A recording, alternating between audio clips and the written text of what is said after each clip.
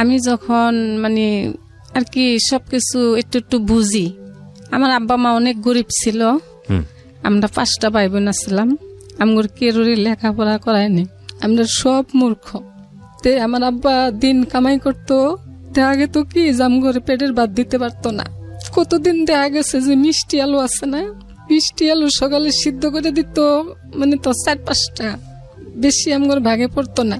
তো এরকম করে আমার আব্বা গরু পালতো, দিন মজুরি কাম করতো, আর গরু থাকতো আমরা পালতাম। আমার বড় ভাই আসছিল আর আমি আসছিলাম।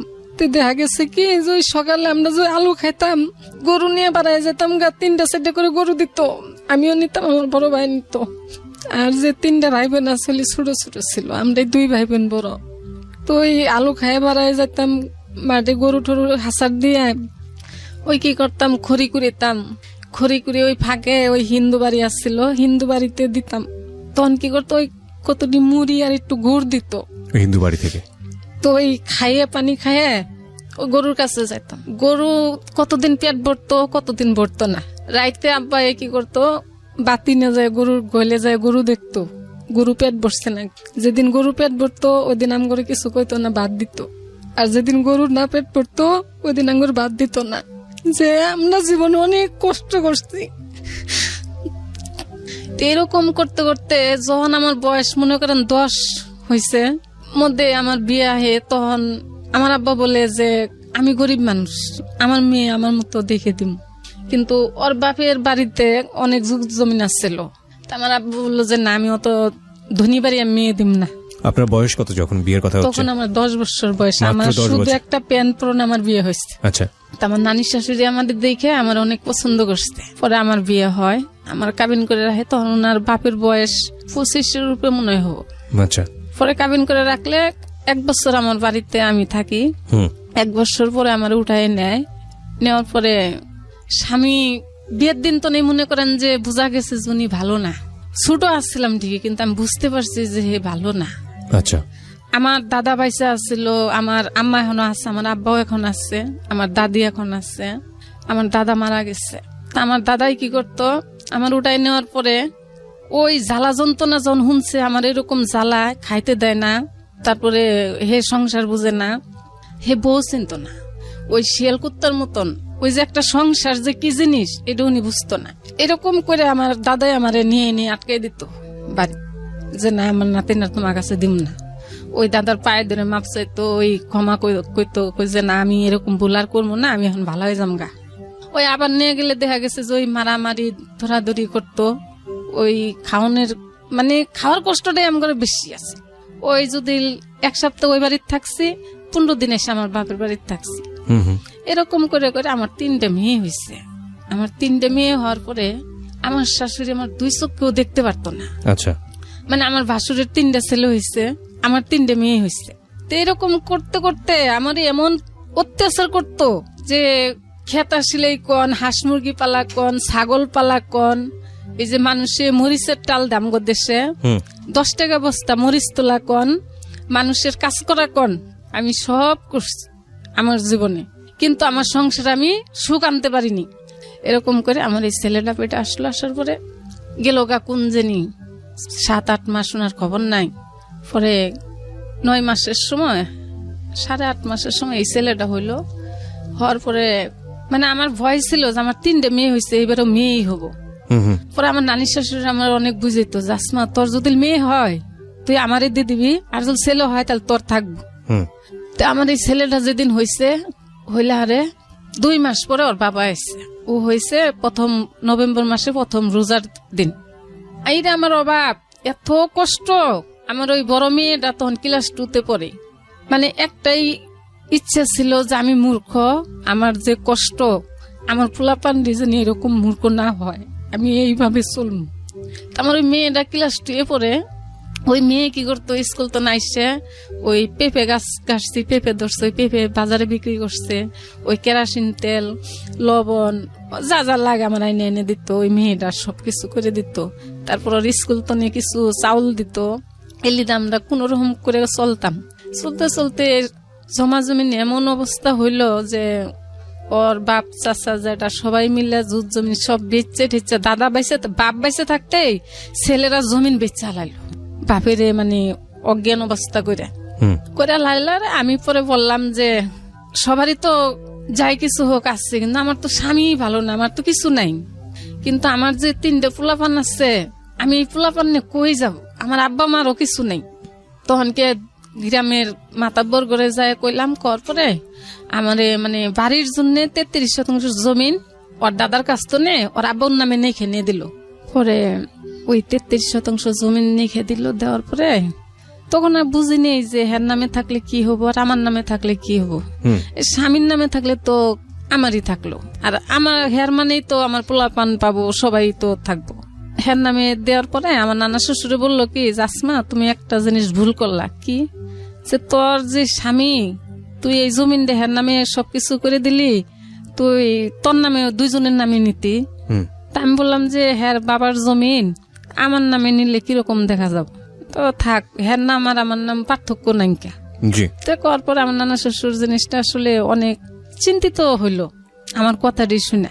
আচ্ছা, হওয়ার পরে জমিন রেজিস্ট্রি হওয়ার পরে দেখা যায় যে উনি আরো মানে যে টুক খারাপ ছিল তার জন্য 3 গুণ খারাপ হইতেছে, বাড়তেই আসছে। আচ্ছা, আমার যে অত্যাচার করতো তার জন্য আরো ডাবল অত্যাচার করে। একদিন আমি বললাম যে দেখ, আমার তো এখন 3টে মেয়ে আল্লাহ দিচ্ছে, এগুলো খাওয়ার লাগবো, পিন্দার লাগবো, মানুষ করা লাগবো। তুমি কি চাও যে আমরা যেরকম এরকম আমগুর ফুলাপান হোক? মানুষের ঢাকা থাকে, টাকা কামাই করে, আমি আর তুমি ঢাকা যাইগা। কয় ঢাকা যাওয়া লাগবো না, তুই এনতি পরে মরবি, তাও ঢাকা যাবি না। আচ্ছা, কয়ে থিয়া উনি গেল গা। যাওয়ার পরে মনে করেন যে 2 মাস পার হয়ে গেছে, এর মধ্যে আর উনির খোঁজ খবর নাই নাকি। তো আমার এই ছেলেটা হইল নভেম্বরের 1 তারিখে, প্রথম রোজার দিন। জি, যে ছেলেটা আপনার পাশে বসে আছে, তোমার বয়স যেন কত বলছিলে? 17 বছর বয়স। এই 17 বছর বয়সের আগের গল্প এটা। আচ্ছা, বলেন। পরে আমার ছেলেটা হইলো, হওয়ার পরে ভোরবেলা হয়েছে, হওয়ার পরে আমার বাড়িতে যে খবর দিব এমন কেউ নেই। পরে অন্য বাড়ির তো একটা লোক পাঠায় আমার আম্মুরে খবর দেওয়াইছি। পরে আমার আম্মু আইসে, আইসা পরে যাই কিছু যা করন নাকি করছে। এই ছেলে যখন বয়স 1 মাসের তনে বা 1.5 মাস, তখন আমার ওই 2 নম্বর মেয়েটা মারা গেল। মানে জ্বর হয়েছিল, আমার আর কোনো সাধ্য আসছিল না যে আমি ওরা চিকিৎসা করবো। ওগুলো আমি ভাতই দিতে পারিনি, চিকিৎসাও করতে পারিনি। পরে মারা গেল। যাওয়ার পরে ওর চাচা জেঠারা কিবা করে জানি ও কোথায় আছে, পরে খবর দিছে। পরে ওর বাবা আইসে, আল্লাহারে মাটি ঠাটি হইলো। ওর পরে আসলো, আসার পরে কইলাম যে আমি ঢাকা যামগা। কয় তুমি কইলে হবো, আমি তোমার ঢাকা নিব না।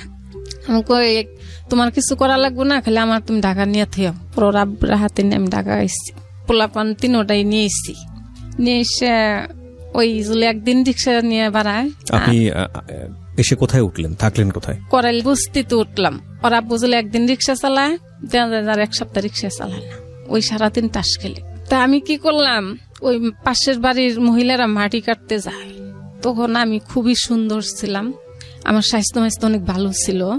পরে আমি ওগর সাথে মাটি কাটতে যাই গুলশানে গে, তখন ওই যে ঝিলের মুড়ি দিয়ে মাটি ফেলায়। তো এই ছেলে তখন কোথায়, কি ওই ছেলেরে আমার বড় মেয়েটারে নিয়ে, এই ছেলেরে নিয়ে আমি হইতে একসাথে সকালে বাড়াই আসি ভাত নিয়ে। ওই ঝিল পারে ওরে হইতে ওই মেয়েটার ওষুধ দিয়ে থুয়ে আমি মাটি কাটি। আর ওই মেয়ে কি করে ওরা শোয়ে থয় কতক্ষণ কুলে নিয়ে বই থাকে। আপনার মেয়ে? হ্যাঁ। ওর বয়স তখন কত? ওর বয়স তখন 9-10 মাস হবো। আচ্ছা। পরে এরকম করে কিছুদিন আমি মাটি কাটলাম, কাটার পরে দিন 60 টাকা মজুরি তখন মাটি কাটা। পরে ওই সারাদিন মাটি কাটায় দেখি কি টাসি খেলতেছে, উনি বই থেকে সারাক্ষণ টাস খেল। আপনার জামাই? হ্যাঁ, আমার সাথে কার্য থাকতো, সবসময় সাথে কার্যবাজি থাকতো। মানে আমার ওই জিনিসগুলি সহ্য হইতো না, যে পোলাপান তো খালি আমার না, হেরো তো নিশ্চয়ই। কিন্তু আমার মনে চাইতেছে যে আমার পোলাপান আমি ভালো মানুষ করবো, কিন্তু হের মনে চায় না। তাইলে আমি তাহলে কিভাবে চলবো? পরে আমার মধ্যে সবসময় হের সাথে কার্য ঝরকা থাকিয়ে যাইত। এরকম করতে করতে এক সময় আমার একটা চাচাতো ভাই আসছে আমার কাছে, মানে আমার আপন চাচার ছেলে, ওই আমার ছোট তখন, মানে একটা কোরআনের হাফেজ হয়েছে উনি শস্যবাড়ি তনে, যে ওই জায়গায় থাকেও পড়াশোনা করবো। তো এই ছেলে কি করলো, কিছুদিন থাকছে, পড়াশোনার সময় দেয় না, না দেওয়ার পর আমারে যায় কইতাছে, জাপা আমারে ওরা পড়াশোনার সময় দেয় না, তাহলে আমি তোমার কাছে থাক। তা আমি কইলাম যে তুই থাকবি, যে আমারই তো সংসার চলে না। পরে কয় আমি কিছু করব, আমি পড়াশোনাও করবো, আমি কিছু করবো। তো আমি কইলাম যে তাহলে ঠিক আছে, দেখ তুই কিছু জল করতে পারস, কিন্তু তোর আব্বা দিছে তোরে ভালো জায়গায় থাকতে, হেরনো থাকলে তোর ভবিষ্যতে একটা মানুষ হইতে পারবি। কয় না, আমি ওই জায়গায় থাকবো না। কয়ে 1 মাস আমার কাছে থাকলো। আমি একদিনকে রাত্রে, মানে ওর আব্বা থাকে চকির উপরে, ছোট্ট একটা চকি আছে, চকির উপর আব্বা থাকে, আমি ফুলা পান নিয়ে ওই আর আমার ভাইটা নিচে থাকি। পরে একদিন রাত্রে 12টা বাজে আমার স্বাস্থ্য বাইরে ধুম করে লাথি মারছে ওর আব্বা। আচ্ছা। তা আমি তো বেশি ঘুমও আসিনি, আমি উঠছি, উঠে বসছি। তা আমার ভাইয়ের কান্দে না, লাথি যে মারছে ও কান্দাকাটি নেংকে, ও উঠে বই পড়ছে। কি হয়েছে এমন কি? কয় শালা আমার বউ নিয়ে তুই ঘুমাবি?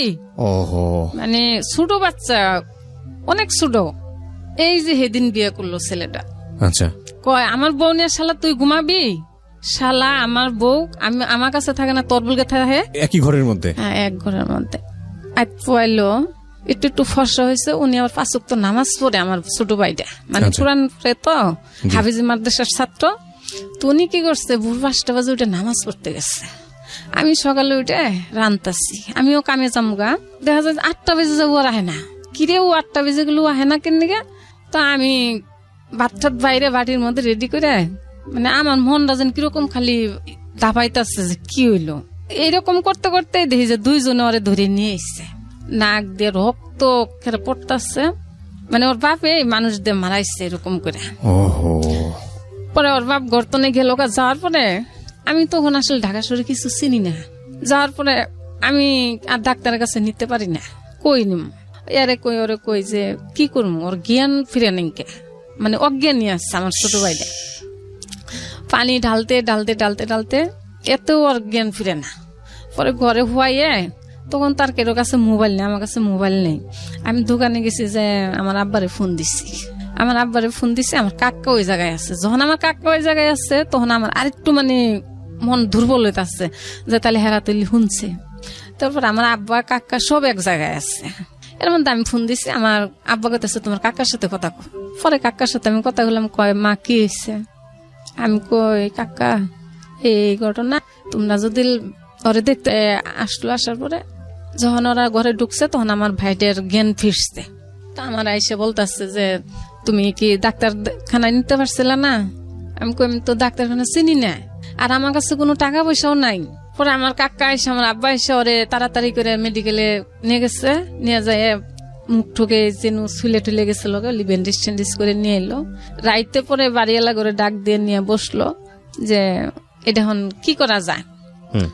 সারাদিন যেমন বাড়িওয়ালারাও বলছে যে এটা কোনোভাবেই সম্ভব না, এতটুক ছোট বাচ্চা, আর উনি হয়েছে 3-4 পোলাপানের মা, আর উনি আপন বোন, কোনোদিন এটা মানে মাইনে নেওয়া যায় না। পরে আমার আব্বা আমার কাকারে পরে বললো যে দেখেন, যে কথা বলছে আর যা করছে, এর বিচার আপনার এলাকার ছেলে, আপনি এলাকায় যাই করতে পারবেন, ঢাকা শহরে কোনো বিচার হবে না। তো আমার কাকা আমার আব্বা এরা বললো যে আমার ছেলেরে মাইরে হালাই দেন দুশ্চিল, তাহলে আমার মেয়েও তো মেরে হালাই দিব, ওর তো কোনো মেয়ে আটকিব না, যাক আমার মেয়েও এনে থাকবো না, আমার ছেলেও এনে থাকবো না। পরে আমারে 2 মাসের গর্বার আমার কাকা দিল, দিয়ে আমাদের সহ পোলাপান সহ নিয়ে গেল। নিয়ে যাওয়ার পরে আমি আমার বাপের বাড়িতে থাকি, আমি হিন্তনে, ওনার সাথে আমার কথা বন্ধ। আমার বাপের বাড়িতে থাকি, এর কাছে খবর পাঠায়, ওর কাছে খবর পাঠায়, আমি বাড়িতে যাবো না। তা আমার কথা হইলো যে আমি তো আনিসের বউ, আমি তোমার কাছে যাবো কেন? আর তুমি যদি আমার নেও, তাহলে তুমি মিল হও, আগে তুমি গার্জেন নিয়ে মিল হয়ে তারপর আমার নিবা। না, উনি কোনো মিল হব না, উনি ওইভাবে যাব না, উনি আমারে নিব না, মানে ইয়ার মুখে যখন যেটা আসরি বলে। তো এরকম করতে করতে আমি বেশ কিছুদিন বাড়িতে থাকলাম। থাকার পরে আমি হালকা হালকা চিন্তা করি যে আমার একটা মেয়ে মরে গেছে গা, আর 3টে বাচ্চা আছে, আমার বাপ মা নয় খাওয়াটা দিব, কিন্তু ওকে কাপড় চুপড় পড়াশোনা এদিকে করাবো। আমি যদি ঘরে বয়ে থাকি, তাহলে তো আর আমার মতোই হবো সব।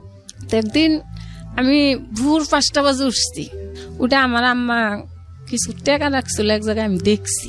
দেখার পরে আমি ওই জায়গা 500 টাকা নিচ্ছি, নিয়ে পুষ মাঘ মাসের শীতের মধ্যে আমি একটা কাপড় পরে আমি ঢাকা দিক রওনা হইলাম একা।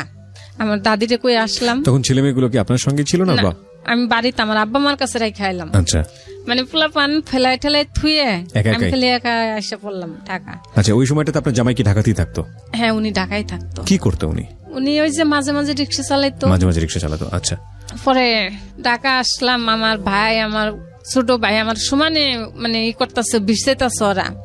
আমি যে বাড়াইছি কেউ জানে না, আমি অন্ধকারে বাড়াই আসি।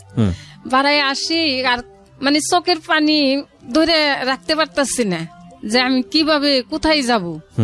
তো আমগরে বাড়ির অনুকার একটা লোক ছিল, এর সাথে আমি দোকানে ফোনে কথা বললাম, বললে কইলাম যে আমি তো ঢাকা আসতেছি, তাহলে আমারে একটু জায়গা দেবা।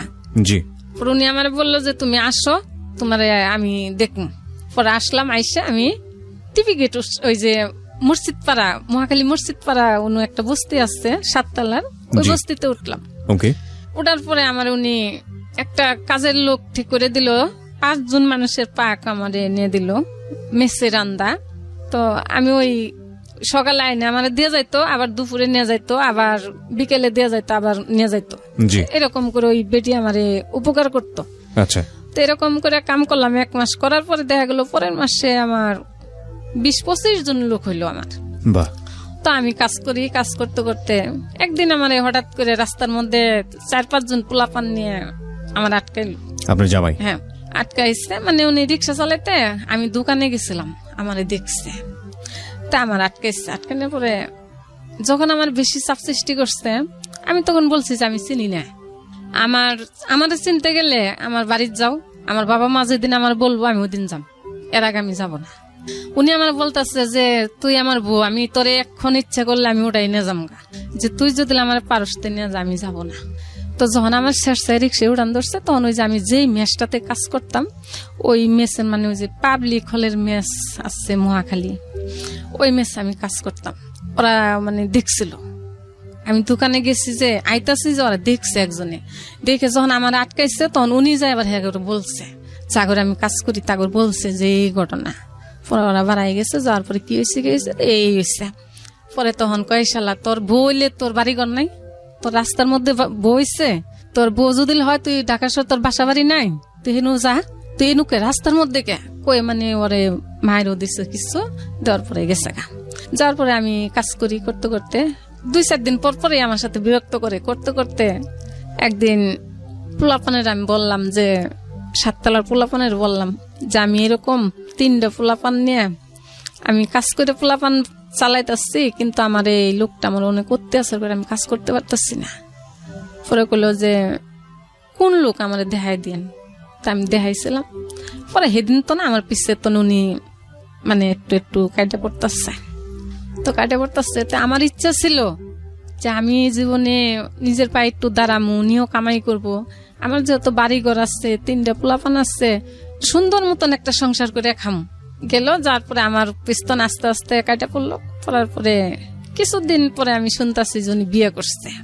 আমি কারোরই কিছুই বলিনি, মানে আমার মনে ওই দিন তো আরো ঘিনে হয়ে গেছে গা। বিয়ে আসলো, আমার আব্বা বললো তোমার তো 3টা বাচ্চা কাচ্চা, তুমি তো নিজে চলতে পারবা না, তাহলে এখন যদি একজনে তোমার মেয়েটার পছন্দ করে নেয় এটাই ভালো, নাকি যখন শরীরে একটা দাগ পড়বো তখন তুমি বিয়ে দিতে পারবা? তা আমি বললাম যে বিয়ের বয়স তো হয় নাই, কেবল 11-12 বছর বয়স, বিয়ের বয়স তো হয়নি। তো আপনারা ভালো করে আগে দেখেন ছেলে কি করে দেখেন। তো ছেলে দেখতে খুব সুন্দর। আপনার মেয়ের যে বয়স বিয়ে দিচ্ছেন, মেয়ের তখন বয়স কত? তখন 11। এত অল্প বয়সে বিয়ে দিচ্ছেন? হ্যাঁ। ওনাদেরকে পড়াশোনা করাননি? ওই যে ক্লাস 7 পর্যন্ত পড়াশোনা। আচ্ছা। পরে আমি যখন আব্বা মার সাথে না পারতাছি, যে আব্বা মা তো এত কষ্ট করে করে দেখছে, আব্বা মারে কিভাবে কষ্ট দিব, যে না, মানে ওই সময় পর্যন্ত উনি আপনার বাবা মায়ের কাছেই বড় হয়েছে? হ্যাঁ। আচ্ছা। তো যাক, আমার বড় মেয়ের বিয়ে ঠিক হয়ে গেল। 30,000 টাকা নগদ দিতে হবো, যৌতুক। হ্যাঁ, আমগো দেশে যৌতুক ছাড়া বিয়ে হয় না। আচ্ছা। তো আমার নাই দিকে কম নিচ্ছে। পরে 30,000 টাকা দেওয়া লাগবে। তখন আমার কাছে কোনো টাকা পয়সা ছিল না। 1 লাখ টাকার উপরে আমি ঋণ হইলাম, ওই মেয়ে বিয়ে দিতে যায় ঋণ হইলাম। হওয়ার পরে বিয়ে টিয়ে পার করে আমি মহাখালী আসলাম। আবার আইসে তো মহাখালী আমি যে কামাই করি তাতে পোলাপান নিয়ে নিজের চলাই আই থাকে না।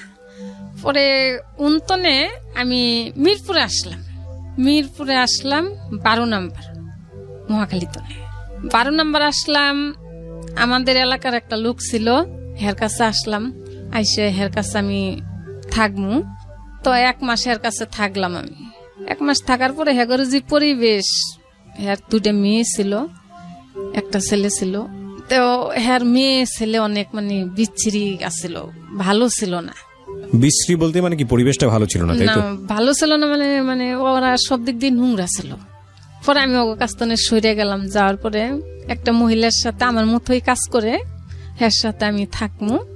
পরে আমার মাসে 600 টাকা দেওয়া লাগবো, তাও খালি রাইতে ঘুমাইতে হবো, দিনে যাওয়া যাব না। বাসায় আমার দিনে যাইতে দেবো না, শুধু রাতের বেলা ঘুমাতে পারবেন। মানে রাত্রে উনি থাকবো, আমারে থাকতে দেবো, দিনে উনি থাকবো না, আমারও থাকতে দেবো না। পরে ওই সারাদিন আমি কাজ করি, ওই যেন কাজ করি, বয়ে থাকি। তো ওই দেখা গেল কি যে আমি ওই ভোর 5টায় যে বাড়াই আসছি, রাত 10টা 11টা পর্যন্ত আমি কাজ করি। আচ্ছা। তখন আমার শরীরটা এত মানে, যেমন মনটা আমার শক্ত ছিল, তখন আমার শরীরটা অনেক ভালো ছিল। আপনার এই ছেলের বয়স কত তখন? তখন আমার ছেলের বয়স 6-7 বছর। হ্যাঁ। আচ্ছা রাশেদ, অনুষ্ঠান শুরুর সময় তোমাকে আমি জিজ্ঞেস করছিলাম যে তুমি এগুলো জানো কিনা। তোমার মা যে কথাগুলো বলছে এগুলো কি তুমি জানো? এখন যেগুলো যতটুকু এখানে বলেছে আমি শুনছিলাম নানা নানির কাছে, কিন্তু এতটা শুনিনি। এতটা শোনো নাই? শুধু শুনছিলাম যে আমার আব্বু আমার মাকে অনেক মারধর করছে, এই জন্যই তুমি। বাট এই 6-7 বছরে তোমার মা যে একটা মানুষের বাসায় শুধু রাতের বেলা থাকার জন্য 600 টাকা দিত, এবং এই যে সারাদিন যে এই পরিশ্রমগুলো করতো, এগুলো তো তুমি কখনো জানো না, মানে আজকে প্রথম জানছো এই অনুষ্ঠানে? জি না, আম্মু কাজ করছে সেটা জানি, বাট এইরকম বিস্তারিত জানা হয়নি। জি না। এটা আজকে রাশেদ এবং তার মা, আপনার নাম তো আসমা? হ্যাঁ, আমার নাম আসমা। রাশেদ এবং তার মা আসমা বেগমের যেই গল্পটা এখানে তুলে নিয়ে আসছি আমরা, সেখানে একটা ইন্টারেস্টিং ফাইন্ডিং শেষ পর্যন্ত বের হবে। হতে পারে একটা খুব সহজ সরল সাধারণ গ্রামীণ জীবনের একটা খেটে খাওয়া যুদ্ধজয়ী, মানে জীবন যুদ্ধজয়ী একটা মানুষের, একটা মেয়ের, একটা মহিলার গল্প। কিন্তু আমি এই গল্পটাকে দেখানোর চেষ্টা করছি যে মা এবং ছেলের সম্পর্ক। একটা ছেলে, তার মা, যে মা সংসার চলে গেল, হাজব্যান্ড চলে গেল, কিন্তু 3-4টা বাচ্চা তাদেরকে ছাড়লো না, এবং এদেরকে মানুষ করার জন্য ঢাকা শহরে কি অমানবিক জীবনযাপন করছে। এবং ইন্টারেস্টিং বিষয় শেষের দিকে এসে আপনারা পাবেন, এই ছেলেটা এখন 17 বছর বয়সে পড়াশোনা করছে কলেজে, এবং ওর মা যে কি করেছে ওদের জন্য সেটা সে জানে না। এই যে না জানার বিষয়টা, এই না জানার বিষয়টা কিন্তু আমাদের প্রত্যেকের জীবনেই আছে। আমরা শুধু আজকের এই গল্পটাকে রাশেদ কিংবা আসমা এই গল্পের সমীকরণে না দেখি। আমাদেরকে মানুষ করার জন্য আমাদের মারা, আমাদের বাবারা কি পরিমাণ কষ্ট করেন, কি ভয়ানক রকমের রিস্ক নেন, কি ভয়ানক রকমের মানসিক প্রেশারের মধ্যে দিয়ে যান নিজের সন্তানকে খুশি করার জন্য। 2-1জন থাকেন ব্যতিক্রম, সেটা অন্য হিসাব। সেই গল্পটা আমরা যখন পরিণত বয়সে যাই, আমাদের স্কুল হয়, কলেজ হয়, বিশ্ববিদ্যালয় হয়, চাকরি হয়, কিন্তু দুঃখের বিষয় হচ্ছে আমাদের সময় হয় না আমাদের মার কাছ থেকে শোনার যে আপনাকে বড় করতে গিয়ে কিংবা আমাকে বড় করতে গিয়ে আমাদের মা, আমাদের মারা কত কষ্ট করেছে, আমাদের বাবারা কত কষ্ট করেছে। এই ছেলেটাকে আমি অনুষ্ঠানের শুরুতে জিজ্ঞেস করেছিলাম যে তোমার মা আজকে তোমাকে এখানে নিয়ে এসছে, তুমি কি জানো, গল্পটা জানো? ও জানে না, এবং না যে জানা সেটার পিছনে ও দায়ী না, এটার পিছনে আমাদের সিস্টেমটাই আসলে দায়ী। সিস্টেমটাই এরকম।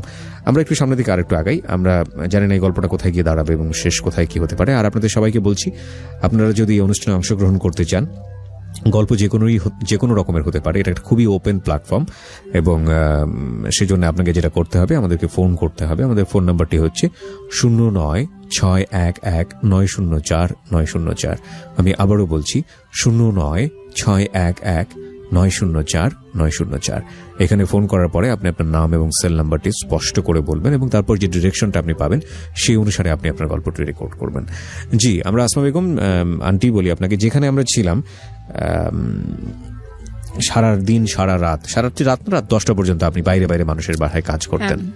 আমি ওই ভোর 5টা বাজে বাড়াই রাতের 10টা, 10:30, 11টার কাম শেষ করি। আমার শরীরে কোনো দিন কয় নাই যে আমি কাজ করতেছি। আমার শরীরটা এত পাতলা ছিল যে খারাপ লাগতো। একটা টাইমে যখন রাত্রে যায় ঘরে শুইতাম, তখন ওই পোলাপানের কথা মনে পড়তো, তখন একটু খারাপ লাগতো। যখন মানুষের মধ্যে কাজ করতাম, তখন আমার মন টেকার দান্দায় থাকতাম যে আমি মাস শেষে এত টাকা পাবো। তো এইভাবে কাজ করতে করতে মনে করেন পোলাপানের আমি কোনোদিন আমি সরকারি স্কুলে পড়াইনি। ওইতে তো আপনার মাথায় একটা ঋণের বোঝাও ছিল, লাখখানিক টাকা আমি ঋণ দিচ্ছি, মানে এই মিরপুরে এসে আমি ঋণও দিচ্ছি, মিরপুরে এসে আমি ভালো টাকা কামাইছি, অনেক কষ্টও করছি কাজ করে করে। হ্যাঁ, আমি কয়টা বাসায় কাজ করতেন ওই সময়টাতে? আমি কয় বাসায় কাজ করছি তাও তো আগের গুণে আমার খেয়াল নেই, তাও মনে করেন যে 6-7 জায়গায় আমি কাজ করতাম একটানা সারাদিন। হ্যাঁ, যে কাজ যে করতাম আমার যদি কেউ পয়সা কমও দিত আমি কোনোদিন তার সাথে কিছু বলতাম না। আমার এই মিরপুরে 12 নম্বরে একটা লোক মুন্না নাম, আমি তার বাসায় কাজ করতাম। সে বিয়া করছিল না, এর বয়স 50 হবো এরকম। তো আমি যখন 12 নম্বর আসি অতি ফার্স্ট, তখন ওনার সাথে আমার মানে পরিচয় হয়, ওনার বাসায় আমার কাজে নেয়। তখন উনি বিয়ে করে নাই, 2টা ছেলে থাকে, উনি একজন আরেকটা ছেলে থাকে। আমার তখন 1000 টাকা দিত, আমি ঘরের পুরা কাম করে দিতাম, বিছনা গুছান, কাপড় ধোয়া, রান্দা, মানে হের ঘরে সবকিছু জিনিসপাতি আসলো, ফ্রিজ তনে শুরু করে মানে ফ্যামিলি বাসায় যা থাকে হের বাসায় তাই ছিল। একটা ফ্ল্যাট নিয়ে আসছিল, সব কাম করে দিতাম। আর মেহমান আইতো, উনি ব্যবসা করতো, দেখা গেছে যে রাইতে আমি রান্না বাড়ি করে থেকে গেছি গে, আবার মেহমান আইছে, আমার আবার ফোন দিত, দৌড়াই আমি আইতাম। তো উনি আমারে বেশ কিছু হেল্প করতো, মানে যদি শুনছে যে আমি অসুস্থ বা 500-1000 টাকা লাগবো, সঙ্গে সঙ্গে বাই করে দিত। উনি আমার কোনোদিন খারাপ কইতো না, বা খারাপ ওনার মুখে আমি কোনোদিন শুনিনি খারাপ ভাষা। আছে না কত লোক যে মানুষের সাথে ব্যবহার খারাপ করে, কিন্তু আমি উনি কোনোদিন দেখিনি যে উনি মুখ দিয়ে খারাপ একটা কথা বলে বা কিছু। এইভাবে আমি মাসে দেখা গেছে যে 12-14 হাজার টাকা আমি কামাই করতাম। আচ্ছা, মানে আগে করতে পারতাম না। এরকম করে দেখা গেছে যে পোলাপানের মাসে আমি 4000 টাকা 3000 টাকা খরচ দিচ্ছি, মা বাবারও কিছু দিচ্ছি। আমার মনের মধ্যে একটা কষ্ট হয়েছিল যে আমার মা বাবা অনেক কষ্ট করছে, এখন আমরা বড় হয়েছি, এখন আমরা আর একটু মা বাবার একটু দেখ, আমার পোলাপানের রোদ দিমু, আমার বাপ মায়ের রোদ দিমু। তো দেখা গেছে 11 জুল আমি 300 টাকা দিচ্ছি, 3000 টাকা দিচ্ছি, তা আমার আব্বা মার আমি 500 টাকা দিচ্ছি। বা আমি যদি বাড়িতে গেছি, দেখা গেছে যে আমি যদি বাড়িতে যাই 5-7 হাজার টাকা বাজার করে দিতাম। এখনো আমার যে আরো ভাই বোন আছে হেরা দেয় না, কিন্তু আমি যদি এখনো বাড়িতে যাই, আমি যত কষ্টই করি আমার বাপ মায়ের বুঝতে দেনে যে আমি কষ্টই আছি। আমার আব্বা মা কাছে আমি সব টাকাই দিতাম, কিন্তু একটা কথাই খালি আসছিল যে তুমি করে যা লাগে নিয়ে আর যা থাকবো তোমরা রাখো। তো আমার আব্বা মা টাকারে জমাইছিল, জমায়ে আমার আব্বা একদিন আমার বললো যে মা, তোর দুঃখ আর আমার সহ্য হয় না, কারণ তোমারে ছোটত্ব নেই, তুমি হইছ নাস্তি, তোমারে ভালো একটা কাপড় দিতে পারিনি, তোমারে কোনোদিন ভালো বিছানায় শুতে দিবার পাইনি, ভালো খাওয়ান দিতে পারিনি, তো তোমার আমি কি কমো, আর তুমি যে মরবা আমি তোমার একটু জমিন দিম, তুমি জেনতি থাকো, তুমি যে মরবা ওই জমিনে এসে মরবা, তুমি অন্য কোথাও যাই মরতে পারবা না। তা আমার আব্বা আমারে 200 জমিন লিখে দিচ্ছে। দেওয়ার পরে ওই যে আমার আব্বার কাছে টাকা পয়সা আসছিল, তো 5 লাখ 5.5 লাখ টাকা খরচ করে আমারে বাড়ি করে দিচ্ছে, ওই জায়গার মধ্যে 2টা রুম করে দিচ্ছে। এই 5 লাখ 5.5 লাখ টাকা আপনি এই মানুষের বাড়ি বাড়ি কাজ করে করে জমিয়েছেন? হ্যাঁ। ওকে। তো আমার আব্বা মানে এতটি জমা হয়েছিল না, কিছু কম আসছিল। আচ্ছা। তো বাড়ি করছি আজ 3 বছর। ওকে। আব্বার আমি বললাম যে তুমি টিন দিয়ে ঘর দিলে, আমার তো কেউ নাই, ভাঙ্গে চুরে গেলে কেরা করে দেবো, তো তুমি ই করো, ইট কিনে ইট দিয়ে তুমি আমার ই করে দাও, 4 ইট দিয়ে ওর পে টিন দিয়ে দাও। তো আমার আব্বা তাই করে দিচ্ছে, ওই বাড়ি করে দিচ্ছে, বাথরুম টাথরুম সব, গোসলখানা সব, মানে ঢাকার বাসার মতোই করে দিচ্ছে। তখন আমার ঘরে 3-4টা মেয়েও রাখতাম, আমার দেশে তো নাই না, আমি একটা রুম নিলাম, নিয়ে 4-5টা মেয়ে রাখি। ওই মেয়ে ঘরে সারাদিন কাজও করি, ঘরেও রান্ধি, হেগরেও খাওয়াই, মানে আমি সেরকম পরিশ্রম দিতাম তখন আরো বেশি। তখন আমার মাসে মনে করেন যে 14-15 হাজার টাকা আমি বাড়িতে দিতাম প্রতি মাসে। ওই মেয়েগুলো কি করতো? মেয়েগুনি গার্মেন্টসে চাকরি করতো। আচ্ছা। তো মেয়েগুনি থাকতো আমার কাছে, আমি মাসে মাসে ভালো টাকা দিতাম। ওই মেয়েরা কি করতো, টাকা পাই আমার কাছে দিয়ে দিত, ওগরে যেই টাকাটা জমা থাকতো ওই টাকাটা আমি এক নগে বাড়িতে দিতাম 50-60 হাজার, আবার পরের মাসে আবার ওগর টাকা ম্যানেজ করতাম। এরকম করে আমার বাড়িটা কমপ্লিট করাইছি। করানোর পরে বাড়ি কমপ্লিট হয়েছে, ওই আমার মেয়েটা ক্লাস 9-এ যখন উঠলো, তা আমি এত কষ্ট করে কুচিনেও পড়াই, ভালো কোচিনেও পড়াই, ঘরে পড়তে বসে না। তো ওই দেখা যায় যে ডাব শ্যাম্পু ছাড়া উনি শ্যাম্পু ব্যবহার করে না, তেল ছাড়া কোনো তেল ব্যবহার মানে উনি বাসা বাসা জিনিস ছাড়া উনি ব্যবহার করবো না। আপনার মেয়ে? হ্যাঁ। আচ্ছা। তো আমি যে কৈতন দিতাম ওটা ওরা বুঝতো না, ওরা মনেই করে না। ওরা মনে করে যে ওরা বড় লোকের মেয়ে, ওরা এরকম করে চলে। তো এরকম করে দিতে দিতে যখন 9 পরীক্ষা দিল, রেজাল্ট যখন খারাপ আসলো, মানে পাশ করছে, রেজাল্ট ভালো না, তখন আমি বললাম যে দেখ আমি জীবনে কি করলাম তোরা তো দেখলি না জীবনে, কিন্তু এই রেজাল্ট আমি তো করে পড়াশোনা করাম না, আমি তোর ঢাকা নিয়ে যাম, কাজ করাম তোর দে। ঢাকা নিয়ে আসলাম, নিয়ে এসে গার্মেন্টসে দিলাম। আমি গার্মেন্টসে দিয়ে ও কান্দে না, আমি কান্দি যে ওর পড়াশোনাটা আমি নষ্ট করাইলাম। তা মাঝে মাঝে আমি কি করি, স্কুল খুঁজি ওরে না কইয়া। আমার কথা হইলো যে ওরে কষ্টও করাম, লেখাপড়াও করাম, কোনটাও আগে যায়। তো কিছুদিন চাকরি করে 2-3 মাস মনে হয় আমার টাকা পয়সা দিচ্ছিল। তারপরে একটা ছেলের ফান্দে পড়ে গেল মেয়েটা। আচ্ছা, মানে আপনার বিয়ে, যে মেয়েটাকে বিয়ে দিয়েছিলেন তার পরের মেয়ে? হ্যাঁ, এই যে এসএসসি পরীক্ষা দিল, এটা একটা ছেলের ফান্দে পড়লো। পড়ার পরে শুরুর তো আমি না করছি যে না দেহ তুঙ্গরে এত দূর আমি নিয়ে এসছি, তুঙ্গরে ভালোভাবে মানুষ করার জন্য, তোমরা ভালো মানুষ লেখাপড়া করো, তুমগরে আমি দেখে বিয়ে দিব। যদি টাকা 5 লাখও তোমার দেওয়া লাগে, আমার যদি ভিক্ষাও করা লাগে, আমি তাও করব, তাও তুঙ্গর ভালো দেখে আমি বিয়ে দিব। তা আমি দেশে ছেলে খুঁজলাম যে ওই যে সেনাতে চাকরি নেয় বা পুলিশে চাকরি নেয়, যদি লগর যদি 2-4-5 লাখ টাকাও দেওয়া লাগে, আমার মেয়ে তো কামাই করতেছে, আমি কামাই করতেছি, ওর 5 লাখ টাকা দিলে তো আমার সমস্যা নেই, ওর সংসার ভালো হবো। তো ওই ছেলের ফান্দে পড়ে 7-8 মাস চাকরি করে ওই ছেলের সব টাকা খাওয়াইলো। খাওয়ানোর পর একদিন রাত্রে আমার ছোট ভাইরে ডাক দিলাম। আমার ছোট ভাই উত্তরা গাড়ি চালায়, আমার আম্মারে নিয়ে এসি, ফোন দিয়ে নিয়ে এলাম। নিয়ে আনার পরে আমি বললাম যে তোরা হুনে কাগে ও কি চায়, ওই ছেলের সাথে কি সম্পর্ক রাখবো না রাখবো না। আমার ভাইয়ের সামনে জব দিয়ে হালাইলো, কয় আমি হেরে বিয়ে করব, মানে একটা হিরুনসি নিশা পানি করে। তা আমার ভাইয়ে কি করলো, স্টাম আনালো আমারে, কয় তুমি স্টাম কিনে নিয়ে আসো। স্টাম কিনে নিয়ে এলো, ঘরের দরজা জানালা সব বন্ধ করলো, ভয় দেখাইতেছে। এরপরে ওই কথাই শিকার হয়ে গেল। পরে রাইতের 12টার সময় আমারে হুদ্দে ওরে হুদ্দে বাড়িতে পাঠাই দিল, মারে হুদ্দে। বাড়িতে গেলাম, যাইয়া সকালে যাই পৌঁছিলাম, জহরের আওজান দিছে, তখন আমি বাড়িতে না পড়লাম যে আমার আর থাকা সম্ভব না, আমি তো মানুষের কাম করে খাই।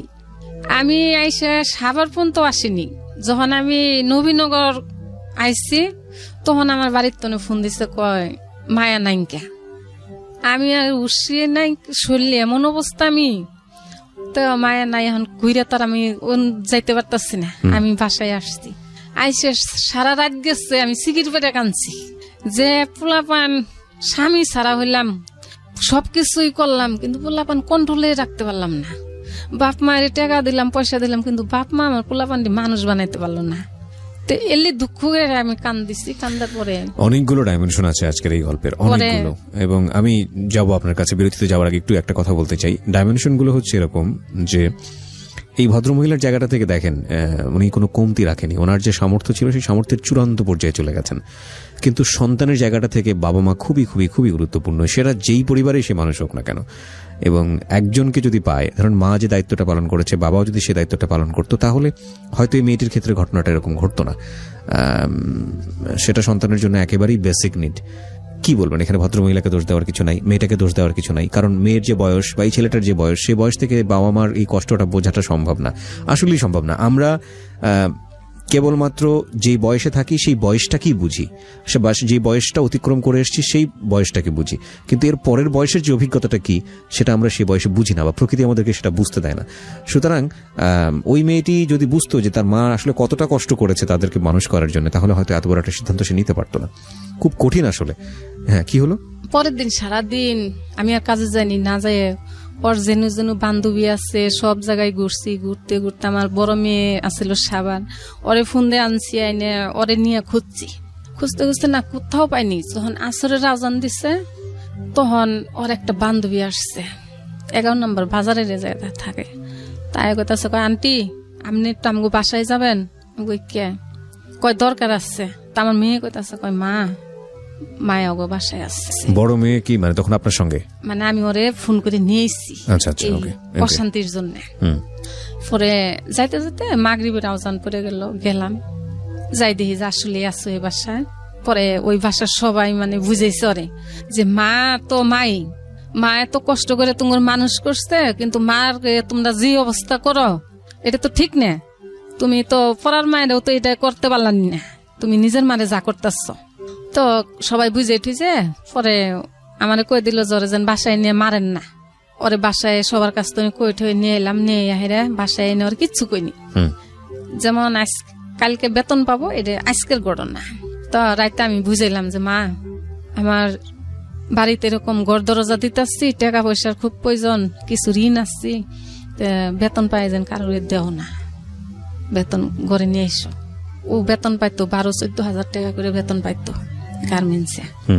আজকে রাইতে এই কথাবার্তা, কালকে বেতন পাবো।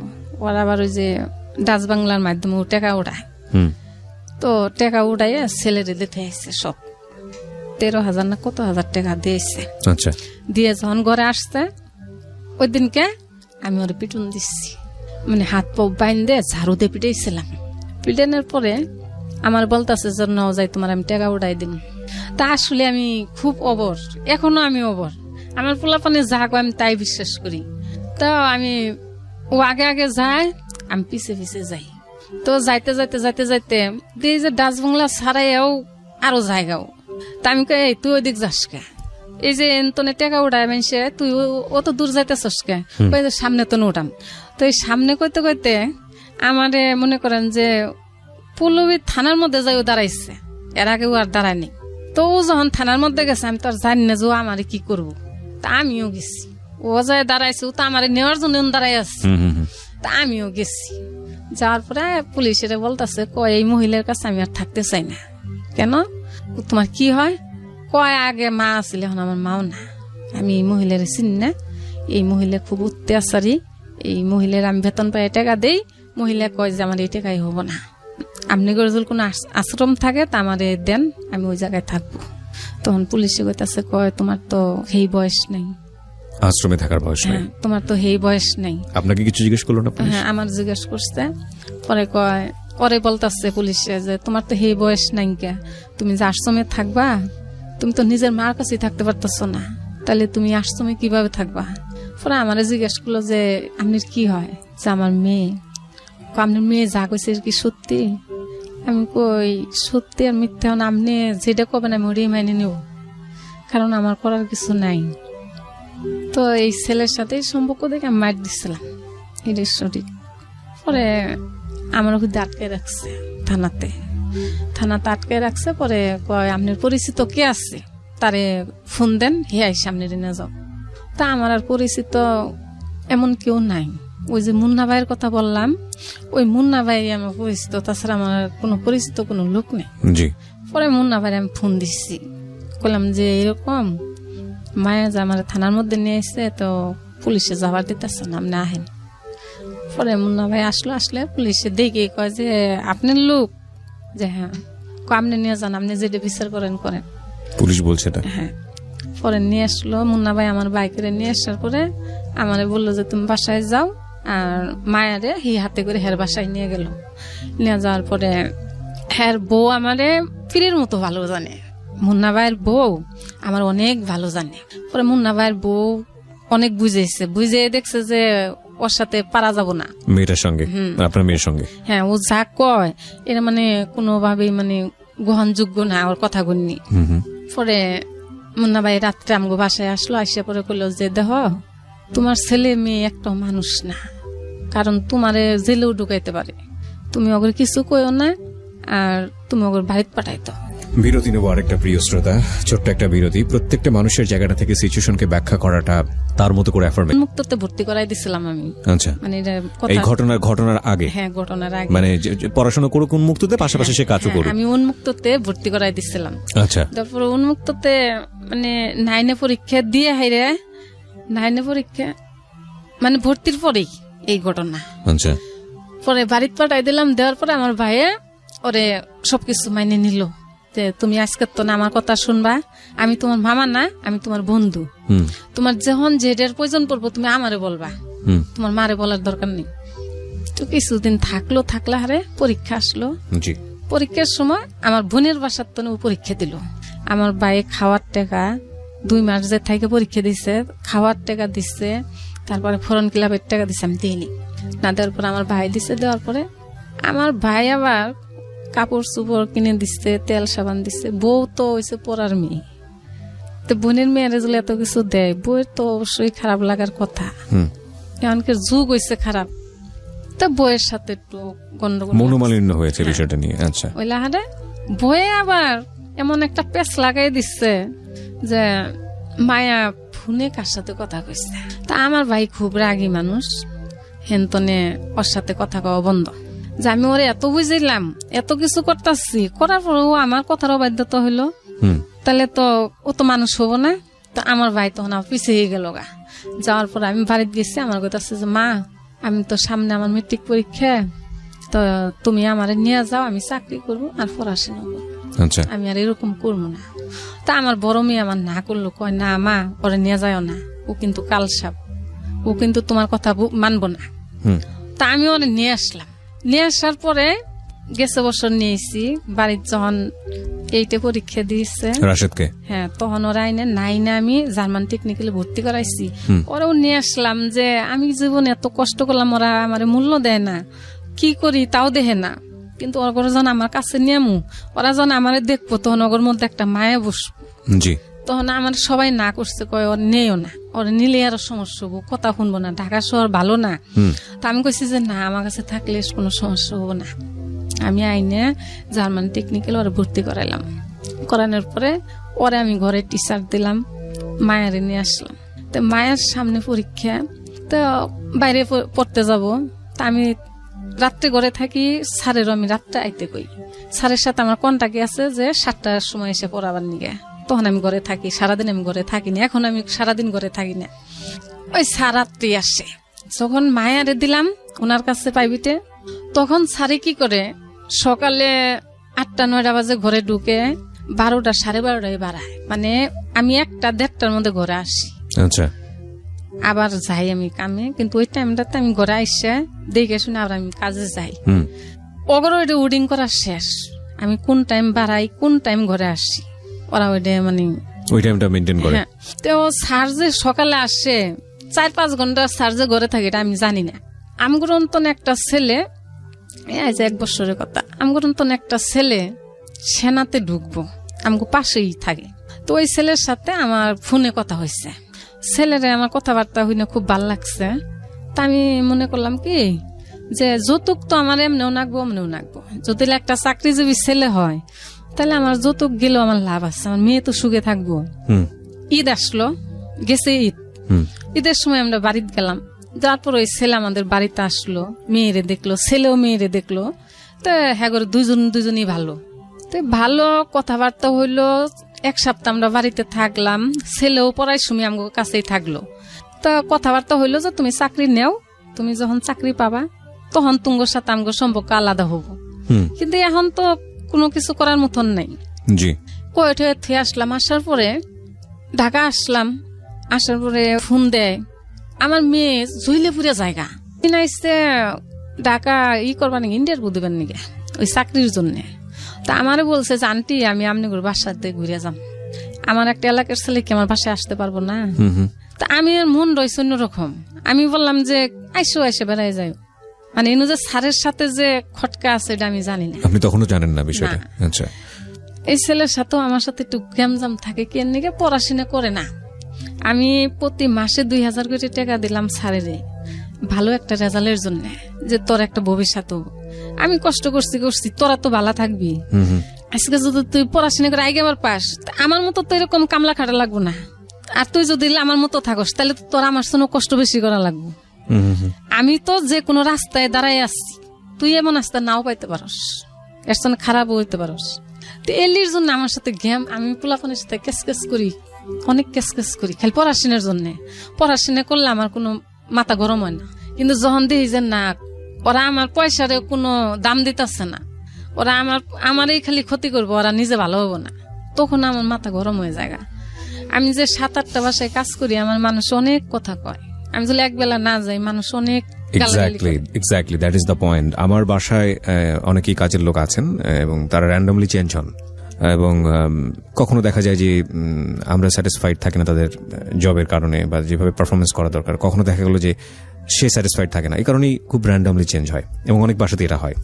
তো এই যে বিষয়টা উনি যেটা পয়েন্টটা একটু আগে করলো যে বাসায় কাজের মান ঠিক না থাকলে কাজের বুয়া যিনি থাকেন বা কাজের লোক যিনি থাকেন তাদেরকে কি ব্যবহারটা করানো হয় বা কি ব্যবহারটা তাদের সঙ্গে হয় বা কি কথাটা তারা শোনে, এটা যদি সন্তানদের দেখানো যেত বা প্রত্যেকটা সন্তানকেই, আমি মনে করি শুধু কাজের জায়গাটা না, প্রতিটা সন্তানকেই যদি দেখানো যেত যে তার বাবা কিংবা তার মা কি কষ্ট করে এই অর্থটা উপার্জন করে নিয়ে আসেন তাদের জন্য, তাদের মুখে হাসি ফোটানোর জন্য, তাদের ভবিষ্যৎটা ভালো করার জন্য, কি পরিমাণ অপমান সহ্য করতে হয়, কি পরিমাণ পরিশ্রম করতে হয়, কি পরিমাণ রিস্ক নিতে হয়, কি পরিমাণ নিজের ভালো লাগাকে বিসর্জন দিতে হয়, কি পরিমাণ নিজের চাহিদার জায়গাটাকে নষ্ট করে দিয়ে সন্তানের কথা চিন্তা করতে হয়, প্রত্যেকটা ছেলে মেয়েকে যদি এই জিনিসটা দেখানো যেত তাহলে আমাদের এই যে বিশ্ববিদ্যালয় কেন্দ্রিক শিক্ষা ব্যবস্থা কিংবা আমাদের এই যে প্রাতিষ্ঠানিক শিক্ষা ব্যবস্থা, আমাদের এই যে এত এত শিক্ষক রেখে এত এত গোল্ডেন এ প্লাস বের হয় প্রতি বছর, হ্যাঁ, এবং তারপরেও যে বৃদ্ধাশ্রম বেড়ে যায়,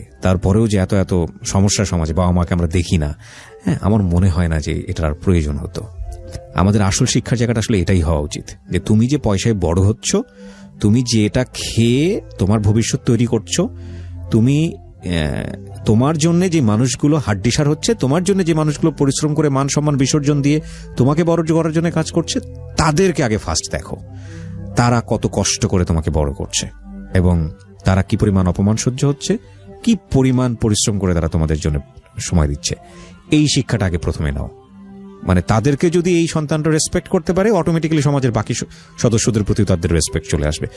আনফর্চুনেটলি আমাদের শিক্ষা ব্যবস্থায় কোথাও মাকে নিয়ে বড় কোনো চ্যাপ্টার নাই, কোথাও বাবাকে নিয়ে বড় কোনো চ্যাপ্টার নাই এবং কোনো বইই নাই।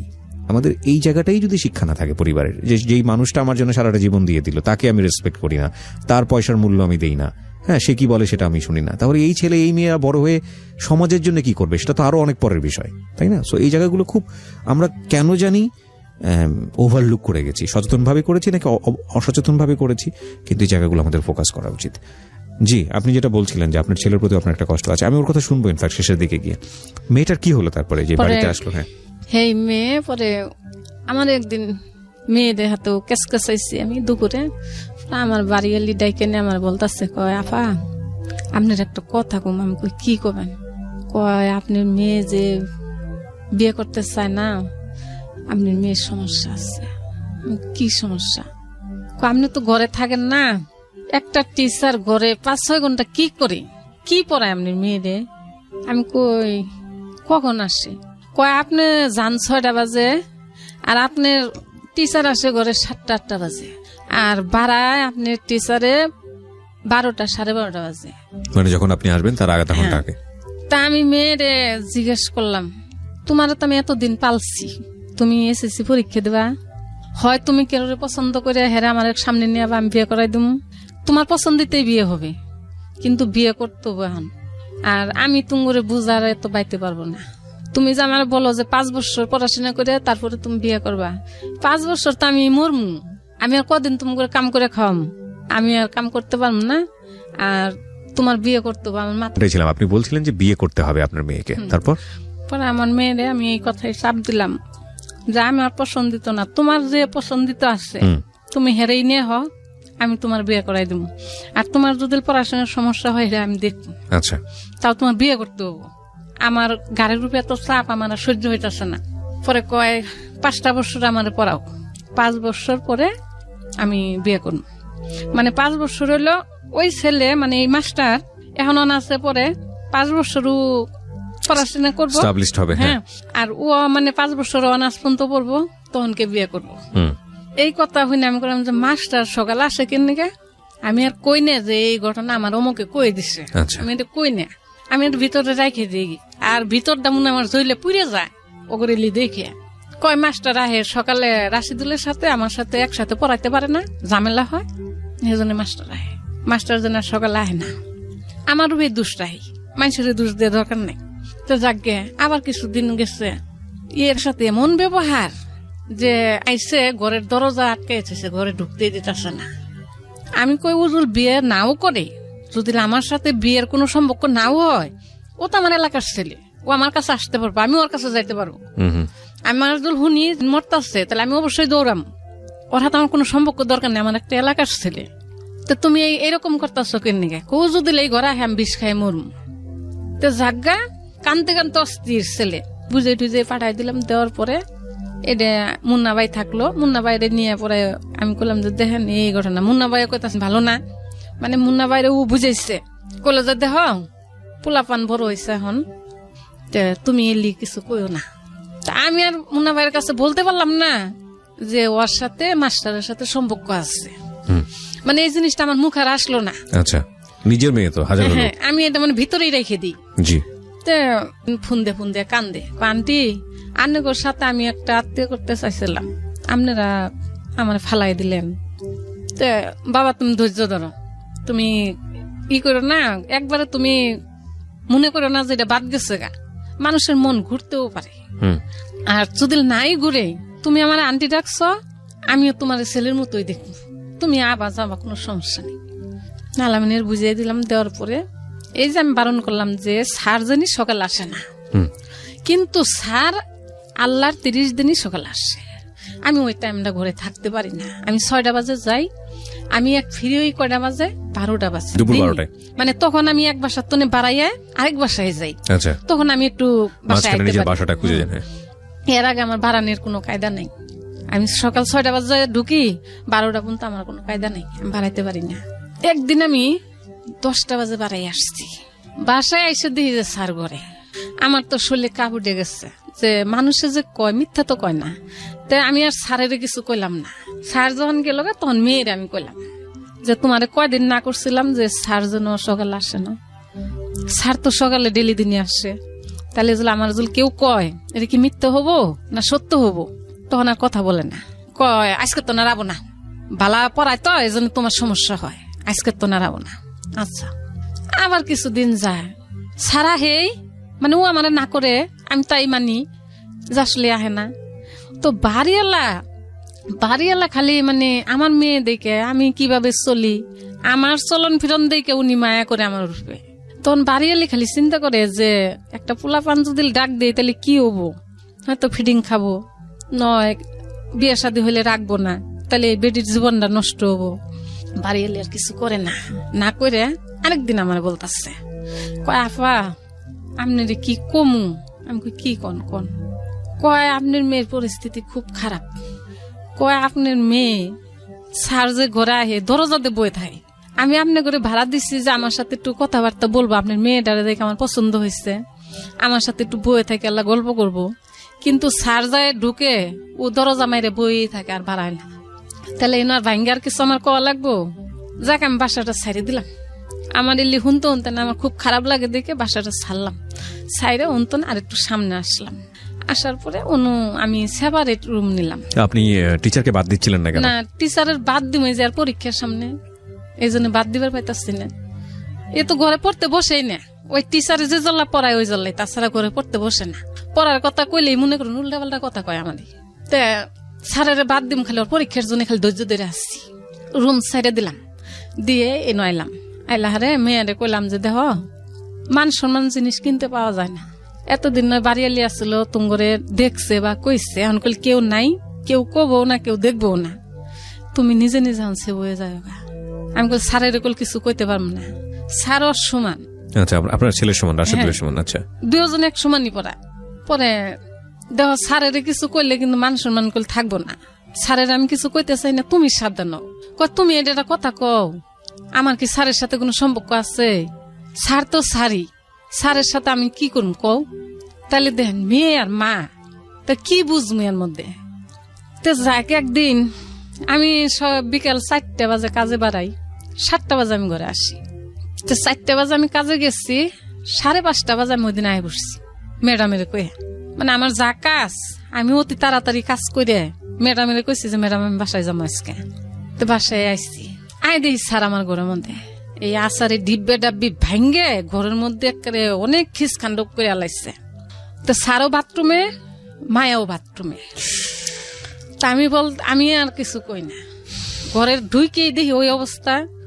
আমি গর্তনে বাড়াই, আমার শৈল অস্থির হয়ে যাইতেছে। আমি গর্তনে বাড়াইয়া বাজারে গেছি, যে স্যার বাইরে যাবো গা, তখন আমি ঘরে ঢুকলাম। বাজার তো ঘুরে এসে দেখি স্যার আসছি। আমি ঢুকলাম, স্যারে কয় আন্টি ই হচ্ছে মায়া তো অসুস্থ। আমি আর কোনে যাই বেটা, তুই কি ডাক্তার? এটা আমার মুখ হারাইতেছে না, ওর সাথে আমার কোনো কথাই বলতে মন চায় না। ওরা আমি ছেলের জায়গা দিচ্ছি, আমি যত রান দিই আমি ওরে খাওয়ান দিই, 2 বেলায় খাওয়ান দিই। ও যা আসে আমি প্রত্যেকদিন ওরে নাস্তা দিই, আমি নিজে না খাইলে ওরে নাস্তা দিই। যে ও ছাত্র মানুষ, কষ্ট করে পড়াশোনা করে, ওই তো আমার মর্যাদাটা রাখলো না, আমার ওর সাথে কথা কইতে ঘৃণা করে। স্যার বাড়া একে লগা যাওয়ার পরে আমি ওরা জিজ্ঞেস করলাম যে স্যার এখন কে নিয়ে আইছিল? কয় মোবাইল নিতে আইছিল। কই ঘরের মধ্যে এই অবস্থাকে? কয় বলে ঘরের মধ্যে আমার আত্মনে পড়ে গেছিল গা, আচারের ডিব্বে পড়ে গেছে। আমি কই তোমার না করছিলাম যে স্যার জানি ঘরে আহে না, 7টা বাজে যাবো। কয় স্যার আইসে তাই কি এসছে, মোবাইল নিতে আইসছে। আমি আর সহ্য করতে পারতাছি না, আমি বড় মেয়েরে ফোন দিলাম, মল্লি তুই মিরপুর আয় তো একটু। তখন আমার মেয়ে সাবার থাকে। কয় কে কি হয়েছে? আমি কই দেখ মায়ের যে এই কাণ্ড, আমি আর সহ্য করতে পারতাছি না, তুই আয়। পরে আমার মেয়ে রাইতে আইলে এক খাটের উঠবে, ও আরেক রুমে হইছে, আমরা 3 মাউজি এক খাটে হইছি। হইলে আমি মলিরে কইতাছি যে দেখ আজকে যে দৃশ্যটা আমার চোখে পড়ছে, স্যার বাথরুমে, মায়াও বাথরুমে, কিন্তু ঘরের মধ্যে আচারের ডিব্বেটা সব ভাঙ্গে চুরে হালাইছে ঘরের মধ্যে এরকম। তা আমি যে ঘরে আসলাম, আসে দেখি স্যার, কিন্তু আমি কর্তন বাড়াই গেছি গে। তারপরে ঘুরে আইসেও দেখি স্যার আসছে।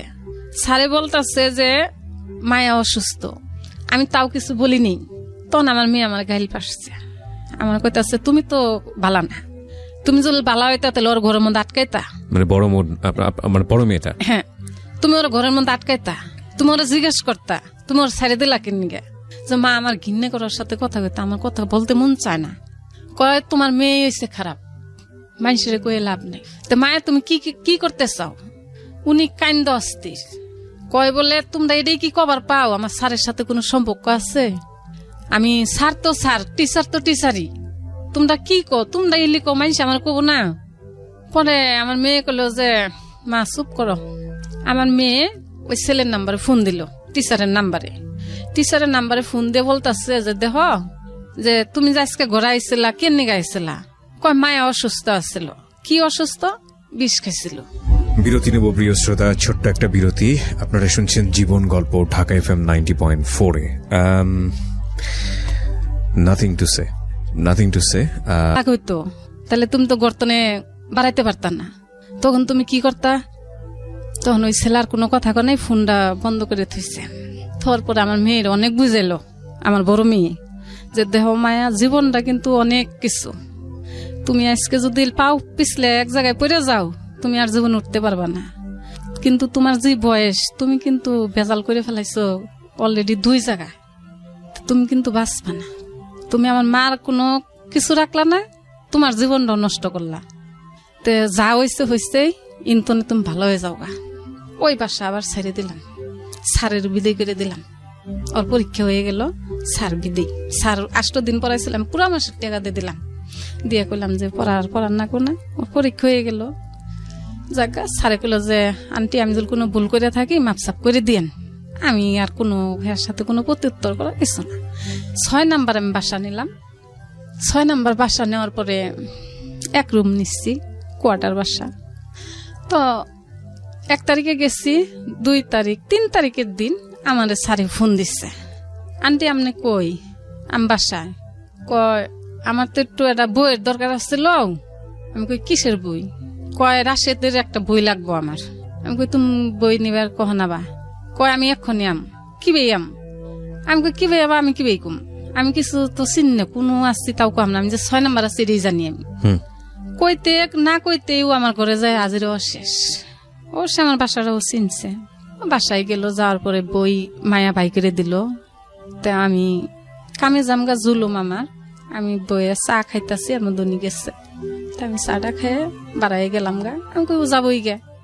তো সেদিন বইটা গল্প টল্প করে গেছে। এরকম করে করে দিনের মধ্যে 2 বেলা হয় 3 বেলা হয় বাসায়, আমি কইতে পারি না। তো ওই ম্যানেজার আমার একদিন বলতাছে, কয় আপনি ঘরে যে একটা ছেলে আহে এটা কে? ওকে। আমি কই কয়দিন আসছে? কয় প্রত্যেক দিনে আহে, দিনের মধ্যে 2-3 বার আসে। তা আমি আর মায়ের কিছু না কইয়ে আমি মুন্না ভাইরে ডাকলাম যে আমি আসলে কিছু আমার মাথায় ধরে না, আমি কি কমু, ভালাই কম না খারাপ কমু, আমি কিছুই কইতে পারি না। তো মুন্না ভাই আসলো, এসে এদের কি মায়ের পরীক্ষা কাছে এসে বসতে, মায়ের জুতা কিনে দিল, সব যা যা লাগে ওর সবকিছু কিনে দিল মুন্না ভাই কিনে দেহারে কইলো যে দেখো জীবনটা তোমার জীবনটা তুমি যেভাবে গড়াবা ওইভাবেই গড়ে উঠবো। তো আমি চাই যে তুমি পড়াশোনা করে আগেই যাও, তোমার মা যে কষ্ট করছে তুমি যাতে না করো, আমি ওই দিয়েই চাই, তাছাড়া আর কিছু চাই না। তা তোমার মা যে আমার ডাকছে, কি কে নিকে ডাকছে তুমি কসনি? পরে কয় আপনি আমার কাছে শুনেন। পরে আমি কইলাম যে দেখেন মুন্না ভাই, এই ছেলের জন্য আমি 3-4 ভাষা পাল্টাইলাম, তখন হয়তো আমার দোষ ছিল যে আমি মাস্টার বাদ দিনি কেন, কিন্তু আমি তখন মাস্টার বাদ দিনি একটা কারণেই যে আমার ছেলের পরীক্ষা ছিল, এই জন্য আমি বাদ দিচ্ছিলাম না। কিন্তু এখন তো আমি বাদ দিয়ে দিচ্ছি, মেয়েরেও কুচিনে দিয়ে দিচ্ছি, এখন তো আমার স্যারের কোনো প্রয়োজন নাই। কিন্তু স্যার আমার এরকম করে ফোন দিল, ফোন দেওয়ার সাথে সাথেই উনি আমার ঘরে এসে বললো। তারপরেও উনি সেদিন গেল, তারপরে এখন এই যে দিনের মধ্যে 3-4 বার করে আসে, 2-3 বার করে আসে, এটা কি? পরে মুন্না ভাই কইলো যে দেহ মায়া, তুমি যদি প্রেম করো রাস্তায় করবা, কোনো ছেলে ঘরে আসবো না। আর যদি কও যে না তুমি প্রেম করবা না, আম করে চয় যে তুমি বিয়ে করবা, তাই তুমি তাও করতে পারো। আর যদি কও যে না তোমার চয় যে তুমি বিয়ে করবা, তাও তুমি সেই ছেলে নিয়ে আসো, আমরা এখন তোমার বিয়ে দিয়ে দিম না। উনি মানে কোনো রাজি না, উনির কত হলো 5 বছর পরে বিয়ে করবো। আচ্ছা, ওই 5 বছর ওই ছেলে ওরে যে বিয়ে করবো এর কোনো গ্যারান্টি আছে? ছেলে যখন একটা লাইনে দাঁড়াবো তখন আমি একটা কাজের লোক, আমার মেয়েটা যে বিয়ে করবো এর কোনো গ্যারান্টি আছে? Point, very important point. হ্যাঁ, তো যাক, এটাই মানে আমার টেনশন। 2 দিন কি করলো, ওই সন্ধ্যা নাগে আরো গর্তন বাড়ায় জায়গা যায়, আমার বাসার সামনে যে রাস্তার মাথায় যায়, বইয়া গল্প করে দুজনে, এই স্যারের সঙ্গে। হ্যাঁ, গল্প করে ওই পোলাপানে ধরে, মানে ঢাকা শহর বুঝান না কিরকম পোলাপান। জি, পোলাপানে ধরছে, ধরে পরে বাসায় নালিশ দিচ্ছে, মেয়েটা তো এই বাসায় থাকে, এই মেয়েটা এইভাবে প্রত্যেকদিন কথা কয় এই জায়গায়।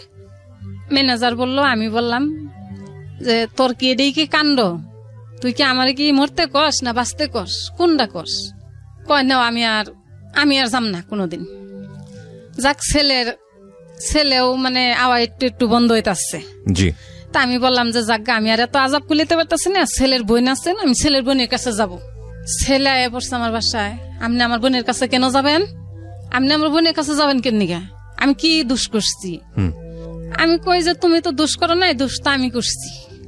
আমি তোমারে নিয়ে এসেছিলাম, মাসে মাসে তোমারে টাকা দেই, আর আমি ঘরের মধ্যে একটা নাটক তৈরি করে দিচ্ছি, দোষটা আমার, দোষ তোমার না আসলে। আমি এটাই জানাইতে যাম। কয় আমার বোনের কাছে জানাইলে আমার এটা ক্ষতি হয়ে যাবো গা, আমার বোনের কাছে আপনি কোনো কথা কইেন না, আমি আপনি ঘরের ফ্যামিলির সাথে আর কোনো কিছু হবো না, আমি আমার মতন থাকবো। আচ্ছা, জাগা একদিন মুন্না ভাইয়ের সাথে বাণিজ্য মেলায় গেল, এই যে বাণিজ্য মেলা গেল, জি, বাণিজ্য মেলায় গেছে, আমি কাজে গেছি, সন্ধ্যার সময় আমি আইসি, আয় দেখি স্যার আমার ঘরে আইলো। আইসা আমার ঘরে একটা মেয়ে আছে, মেয়েরে কইতাছে, কয় মায়ের একটু ফোন দাও তো। মায়ের যে ফোন দিতেছে, মায়া ফোন ধরে না, ছেলে ফোন দিছে, মায়া ধরে নাই। ওই যে ভয় যে গেছে বাণিজ্য মেলায় গেছে, এটা জানে যাবো গা। জি, কিন্তু ছেলে যে আমার ঘরে, এটা তার মায়া জানতেছে না। এর মধ্যে এই ছেলে বয়ে থাকতে থাকতেই মুন্না ভাই আর মায়া আইসছে। যখনই দেখছে স্যার, তখন মুন্না ভাইরে কইতাছে যে আঙ্কেল আপনি কইেন না যে বাণিজ্য মেলায় গেছি। মুন্না ভাই রাগ করছে, হ্যাঁ আমি তোমার মামা, আমি তুম করে গার্জেন, আমি তো তোমার সাথে তো ফুর্তি করতে যাইনি, ঘুরতে যাইনি, জি, আমি গার্জেন হিসেবে তোমার নিয়ে গেছি, আর হে কাছে তো তোমার বিয়ে হয় নাই, আমি কেন মিথ্যা কথা কম? এন্তনে ছেলেরে মুন্না ভাই ডাইকে অনেক কথাবার্তা জিজ্ঞেস করলো যে তুমি কি মায়ের পছন্দ করো? ছেলে একবারে না। ছেলে যদি বললো নি যে পছন্দ করি, বা আমি 5 বছর পরে বা 2 বছর পরে আমি বিয়ে করব, তাহলে আমার কোনো দুঃখ ছিল না। কিন্তু ছেলে একবারে না, সরাসরি না করে দিল। মেয়ে কয় আমার আছে, মেয়ে বলছে আমি পছন্দ করি। হ্যাঁ, মেয়ে বলে আমি পছন্দ করি, ছেলে কয় আমি পছন্দ করি না। জাগা, ওকে, এটার জন্য আমি একদিন একটা লাথি দিচ্ছি। লাথি দেওয়ার পর আমারে কয় কি, কয় তুই আগে সামালো, তুই খারাপ, তুই আগে ভালো, তারপরে আমার তুই আগে নিজের সামাল কর, তারপরে তুই মানুষের ছি ছি ছি ছি ছি। আমি একটা বুঝতে পেরেছি, খুব কষ্ট পেয়েছেন আপনি, যে কারণে হয়তো আপনি কথাগুলো সরাসরি বলছেন। আপনার ছেলেও পাশে বসে আছে, আমি বুঝতে পারছি যে সিচুয়েশনটা আসলে খুব খারাপ ছিল। তবে আমি আপনাকে রিকোয়েস্ট করবো যে বিষয়টা আমরা বুঝে নিয়েছি, আপনি এই স্ল্যাং ল্যাঙ্গুয়েজগুলো যেগুলো আপনার সাথে ইউজ হয়েছে সেগুলো আপনি না বলেন, অন্য কিছু বলেন। তারপর পরে আপনাকে গালিগালাজ করলো? হ্যাঁ, পরে আমার ঘরে তো গেলোগা যাওয়ার পরে 1 সপ্তাহ আমগর কেউ ফোনই ধরে না। ওর সাথে আবার ভালো সম্পর্ক, ওর ফোন দিলেও ওর বলে মুখামুখি গালাগালি করে। মুন্না ভাই ফোন দেয়, ধরে না। তারপরে আমার মেয়ে ফোন দেয়, ধরে না। তা আমি একদিন ছেলের বাসায় গেলাম, আমি যাই বললাম যে দেহ একটা সেনা মেয়ে, ও কোথায় আছে তুমি অবশ্যই জানো, জি, তুমি ওরে কইলে ও বাসায় আসবো। আমি চাই যে ও বাসায় আসুক, আমি কোনো গন্ডগোল করতে চাই না। ও যদি ফাঁকে থাকে, মরে যায়, তাও তুমি বাঁচবা না। আর যদি বাইসে থাকে, ফাঁকে থাকে, তাও তুমি বাঁচবা না। কারণ আমার তো গ্যারান্টি আর কেউ দিতে পারবো না। আমি তুঙ্গরে যা দেখছি, ছেলে অনেক গরম হয়েছে, আমি সরে আসছি। আসার পর ওনার বোনের কাছে গেছি, যেহেতু আমার মেয়েটা ঘরে নাই। ওনার বোনের যাই আমি বললাম যে দেখেন এই ঘটনা। ওনার বোনে বললো যে আপনি ছেলের বাসায় আবার যান, আপনি ছেলের যাই চাপ দেন। আমি আবার ছেলের বাসায় গেলাম, যাই করলাম যে দেখো তুমি এখনো কোনো ব্যবস্থা নিলা না, তুমি দেখছো যে আমি চুপ করে আসছি, পরিণাম আগুল ভালো হবো না। হয় ওর আজকের দিনে তুমি বাই করবা, আর না হয় আমি ব্যবস্থা করব। মানে কি ওকে লুকিয়ে রেখেছে বা কিছু করেছে? মানে ও যেন আছে ও জানি, ছেলেটা জানে, কিন্তু আপনার কাছে নাই, তাই তো? পরে 15 দিন পরে আমার মেয়ে, মানে আজকে যেমন এই কথাটা বলে আইলাম ছেলেরে, এই ছেলে ওর সাথে কন্ট্যাক্ট করছে, কইরে আমার মেয়ে ফোন দিচ্ছে, ফোন ধরলো তুই কোথায়? কয় আমি ফার্ম গেট। কি করতেছ? চাকরি করি। যে তুই বাসাত কে আবি না? কয় বাসাত যামু। এই কতদিন করে ফোনই ধরে নেই। কয় বাসাত যামু। তাহলে বাসায় আহে, কয় টাকা লাগবো?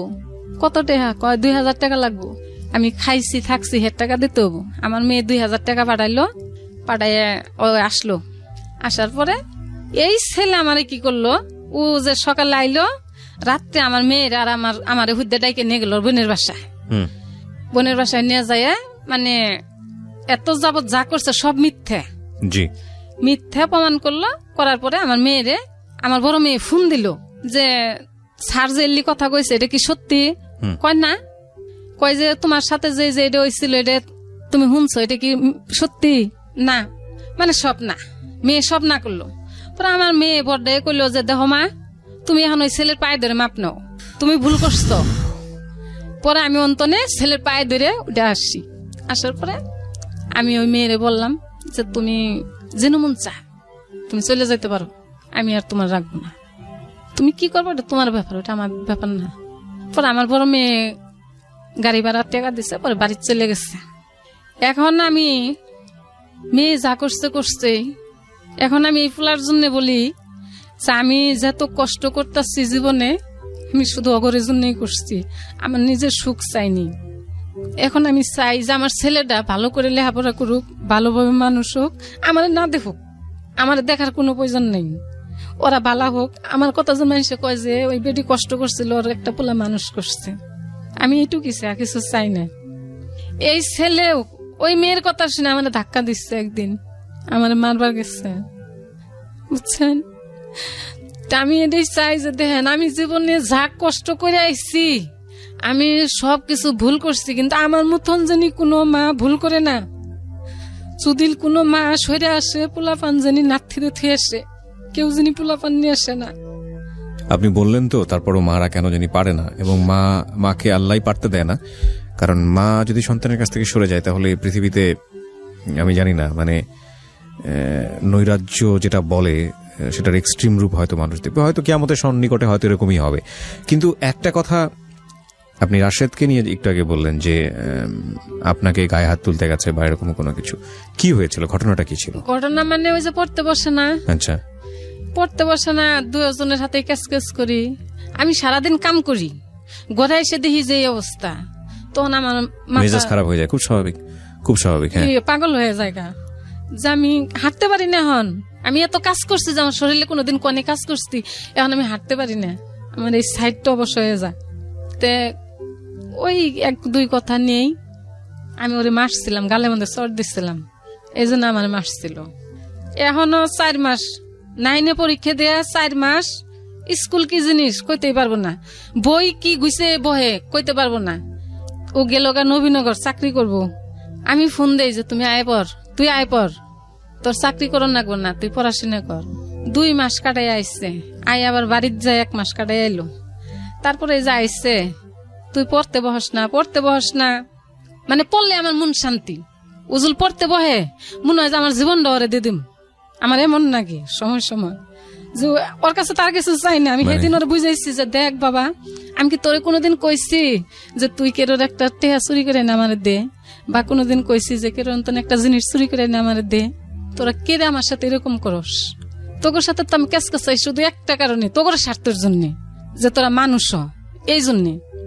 এই যে এখনো কুচিনে ভর্তি করাই দিচ্ছি, কুচিন তনে যে আহে আয়া রাইতে কি করে আধা ঘন্টা পড়লে কি ওর পড়া হবো? ক্লাস 10-এর একটা ছাত্র 4 মাস পরে নাই, সামনে পরীক্ষায় বসছে, আধা ঘন্টা সময় পড়লে পড়া হবো? ওই আধা ঘন্টার সময় কি করে প্র্যাকটিক্যাল করে, প্র্যাকটিক্যাল করে কি তোর পড়াশোনা হবো? প্র্যাকটিক্যাল মানুষ কখন করে? আমি মূর্খ থেকে বুঝি না। তোর পড়াশোনা শেষ করে হাইরে তারপরে ওটা করবি, ওটা তোর বাড়তি কাজ। তাই থেকে কি করে পড়তে বয়ে ওইটা বুঝতে এলিজুল করতে যাই, তাহলে আমি মাও ভালো না, বুঝছেন? এরপরে আমার একটা দোষ আছে, আমি একটু বললে দিই। নিশ্চয়ই নিশ্চয়ই বলেন। আমি একটা লোকের সাথে সম্পর্ক করছিলাম, যখন আমার স্বামী বিয়ে করলো, এই কথাটা দূরে চলে গেছে, আবার আমি কাছে নিয়ে ছোট করে বলেন। হ্যাঁ, সমস্যা নাই। তখন আমি যখন মেসে কাজ করতাম, তখন মানুষ আমার নিয়ে একটা খারাপ মন্তব্য করতো। মানে আমার শরীর ভালো ছিল তখন, দেখতে তো আমি খুব সুন্দরী ছিলাম। তা আমি চাইছিলাম যে আমার একটা লোক খালি মাথার ছায়া দিয়ে রাখতো, আমি কামাই করে আমার পোলাপন আমি চলমু, কিন্তু আমার মাথার একটা ছায়া থাকতো খালি। আচ্ছা। তা আমি একটা লোকের সাথে জড়াইয়া যাইতাম। সেই লোকটা মোয়াখালী থাকে, 7 তলা বস্তিতে এর ঘর আছে। উনি একটা চার দোকান করতো, আমি ওই চার দোকানের সামনে কাজ করতাম। তো 1 দিন 2 দিন এরকম করতে করতে ওনার দোকানে আমি পান খাইতাম। তো ওনার সাথে কথাবার্তা করতে করতে উনি আমার পুরা হিস্টোরি শুনতো, আমি কিভাবে ঢাকা আসছি, তো সবকিছু শুনতো। না পরে কইতো যে আসমানি তুমি একটা, আমার হেরা আসমানি করে কইতো সবাই। তো কইতো যে দেখ, আমি তোমার জীবন সাথী হব সারা জীবনের জন্য, তুমি কোনোদিন আমার ফেলাইতে যাবা না। তো আমিও কইছি যে আমিও কোনোদিন ফেলাইতে যাব না, আমি যতদিন ঢাকা থাকবো এতদিনই আমি এই ছায়ার নিচে থাকবো। সেই লোক আমারে 6-7 বছর আমার সাথে আসছিল। 6-7 বছর ওনার সাথে উঠা বসা করছি আমি। মনে করেন যে আমরা বিয়ে করিনি একটা কারণ, উনি আমার বিয়ে করতে চাইছে, আমি করিনি। উনি কাম কাজ পছন্দ করতো না। যেটা তো আপনার প্রথম হাজবেন্ডের অভিজ্ঞতাই ছিল যে উনি ভালো ছিল না, কাম কাজ করতো না। না, আমারে কাম কাজ করতে দিত। ও আপনারে কাজ কাম করতে? আচ্ছা আচ্ছা। হ্যাঁ, মানে উনির একটা কথা ছিল যে দেহ আসমানি, তুমি যদি আমার ছায়ার নিচে থাকো, আমি তোমারে কম খাওয়াই বেশি খাওয়াই আমি খাওয়াবো, কিন্তু তুমি মাইশের বাসায় কাজ করতে পারবা না। আপনি কাজ করতেন মূলত আপনার ছেলে মেয়েগুলোকে মানুষ করার জন্য। তা আমি তখন ওনার কথা সারা দিন আমি বলছি যে না, আজকে আমার আপনি দিবেন খাওয়ান, কাপড় চোপড় আমারে দিবেন, আমার 3টা পোলাপান কে দেখবো? কয় তোমার পোলাপান তোমার জীবনে দেখবো না, তুমি যা ভাবতেছো এটা তোমার কোনোদিনও হবো না, কারণ তোমার গাছ ভালো না, ফল ভালো হবো না। ওই লোক আমার এলি বলতো।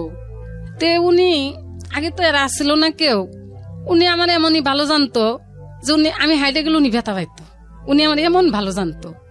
এরকম করতে করতে যখন 4-5 বছর গেছে, দিনের মধ্যে 2 বার আইতো 2 বার যাইতো, মানে আমার কাজের ফাঁকে যখন সময় পাইতাম যে আমি এখন ফিরে আসছি, তখন উনি আইতো।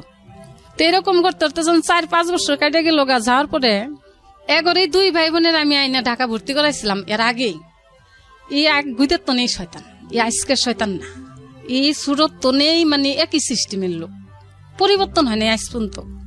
তো তখন এই ছেলে মেয়ে আইনা যখন ভর্তি করাইলাম, তখন যে উনি আইতো, উনি আমার মাঝে মাঝে খুব জ্বালা যন্ত্রণা করতো। কি জ্বালা যন্ত্রণা, ওই কাজে গেতাম যে উনার ওইটা সহ্য হইতো না। উনির একটা কথাই ছিল যে আমি তো তোমার টাকা পয়সা খাম না, তো তুমি কামাই করে কারে খাওয়াবা? তুমি সুখ চাও, আমিও সুখ চাই, তুমি বাইরে যাইতে পারবা না, কামে তোমার যাওয়া যাব না। তোমার পোলাপান আগে ছোট আছিল, এখন বড় হয়েছে, তোমার আর এলি কইরো না। কিন্তু আমি এটা মাইনে নিতে পারিনি কোনোদিন, এবং সে কারণে আপনার সম্পর্কটা নষ্ট হয়ে গেছে। আমি গল্পের একটা শেষের দিকে চলে আসতে চাই, এবং আপনি নিজেও শেষের দিকে চলে আসছেন। গল্পের শেষটা হচ্ছে রাশেদকে নিয়ে। রাশেদ, তুমি তো আজকে পুরো গল্পটা শুনলা তোমার মায়ের কাছ থেকে, তোমার কি বলার আছে? তুমি শোনার পরে তোমার অনুভূতিটা কি? তুমি তো এখন অনেক বড়, 17 বছর বয়স, 18 বছর বয়স। তোমার মা যেগুলো বলেছে সেগুলো নিয়ে যদি তোমার কিছু বলার থাকে, তোমার যদি মনে হয় যে না মা যেটা বলেছে সেটা ঠিক বলে নাই, আমার সাথে ঠিক মতো আচরণ করে না, তুমি সেটা বলতে পারো, কোনো সমস্যা নেই। তোমারও বলার রাইট আছে, কারণ তোমার জায়গা থেকে তুমিও অনেক কিছু চাও হয়তো, বা সেটা